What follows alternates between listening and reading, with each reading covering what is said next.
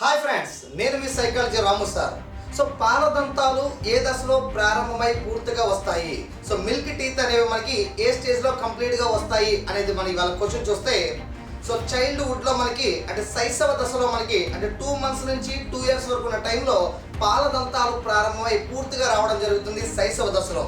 అయితే ఈ పాలదంతాలు 6 నుంచి 8 నెలల సమయంలో మనకి ఒక పాలదంతం వస్తుంది.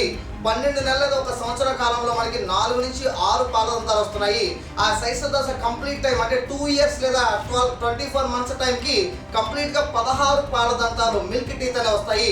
మరి పాలదంతాలు శైశవ దశలో వస్తే పాలదంతాలు ఊడిపోయి శాశ్వత దంతాలు ప్రారంభమయ్యే స్టేజ్ ఏదంటే మనకి ఎర్లీ చైల్డ్హుడ్ స్టేజ్, పూర్వ శైశవ దశ అంటాం. 2 నుంచి 5 సంవత్సరాల కాలాన్ని మనం పూర్వ బాల్య దశ అంటాం. ఈ దశలో పాలదంతాలు ఊడిపోతూ శాశ్వత దంతాలు ప్రారంభమవుతాయి.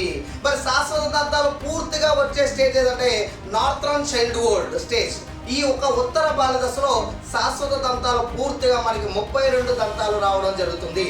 మరి వీడియో కనుక మీకు నచ్చినట్టయితే లైక్ చేయండి, షేర్ చేయండి, సబ్స్క్రైబ్ చేయండి. Thank you.